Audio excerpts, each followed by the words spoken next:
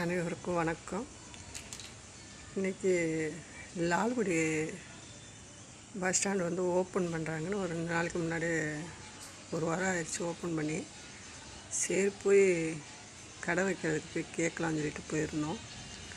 அது டெண்டராக. அது டெண்டரில் என்ன கேட்டிருக்காங்கன்னா,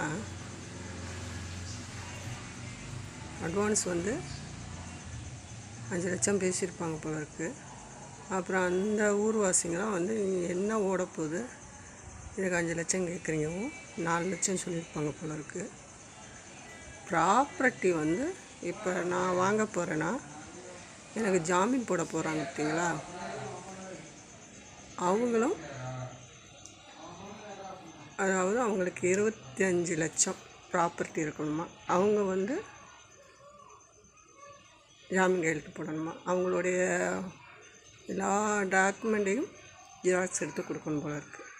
இப்போ எனக்கும் வந்து ஒரு 25 லட்சம் மதிப்புள்ள டாக்குமெண்ட் கொடுத்தா தான் அந்த டெண்டர் கிடைக்கும். என்னங்க நான் இல்லாதவங்க தானே போய் அந்த இடத்துல போய் நம்ம போய் கடை கேட்க போகிறோம். அந்த ப்ராப்பர்ட்டி 25 லட்சம் இருந்துச்சுன்னா ஏன் நம்ம போய் அங்கே போய் டெண்டர் எடுக்க போகிறோம்? நம்மளும் ஒரு சொந்த கடை வாங்கி நம்மளே உட்காந்துடலாம்ல. என்ன இது கவர்மெண்ட்டு வந்து இது என்ன டெண்டர், இது ஒன்றுமே இப்படி இது இல்லாமல் வாடகை 5000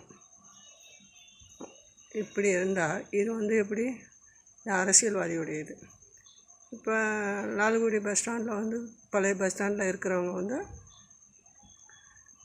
கொஞ்சம் தான் கொடுத்துருப்பாங்க. நல்லா கேட்டுக்கோங்க, கொஞ்சம் தான் கொடுத்துருப்பாங்க. இப்போ அந்த இதுக்கு போனால் ப்ராப்பர்ட்டி அதிகமாக கேட்குறாங்க. இப்போ ஏழை மக்களால் நம்மளாம் என்ன பண்ண முடியும்? இருக்கப்பட்டவன் தான். இப்போ அரசியல்வாதிகளுக்கு எப்படி இருந்தாலும் ஒரு மிஞ்சி போனால் ஒரு 20 கடை கொடுப்பாங்களா, அந்த சுற்றி இருக்கிறவங்களுக்கு மட்டும்.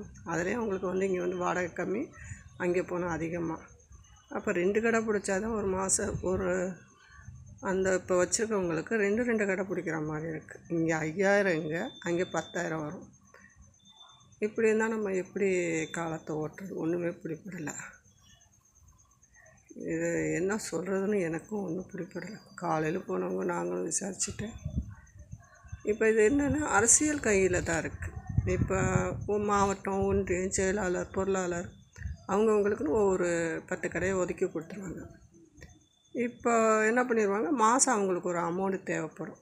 அந்த இதுக்கு வந்து இப்படி பண்ணால் ஏழை மக்கள் வந்து எப்படி நம்ம பிழைக்க போகிறோம்? சரி டெண்டர் எடுத்தால் ஏதோ ஒன்று ஓடும் அப்படின்னு சொல்லிட்டு போனால் அவங்க யார் நம்மளுக்கு வந்து அடுத்த வெஞ்சத்தை கொண்டு வந்து டெண்டருக்கு வந்து நம்மளுக்கு ஒப்படைப்பாங்களாங்க? ஜாமீன் போடுறவங்க வந்து ஏதோ போனால் போதுன்னு வந்து ஜாமீன் போடுவாங்க. அவங்க சொத்தையும் வந்து ப்ராப்பர்ட்டி இது பண்ணி கொடுங்கன்னா கொடுப்பாங்களாம். நீங்களே யோசித்து இது கரெக்டாக என்னென்னு எனக்கு லைக் போடுங்க, சப்ஸ்கிரைப் பண்ணுங்கள். இது கரெக்டுன்னா எனக்கு பதிவு போடுங்க. ஓகே மக்களே.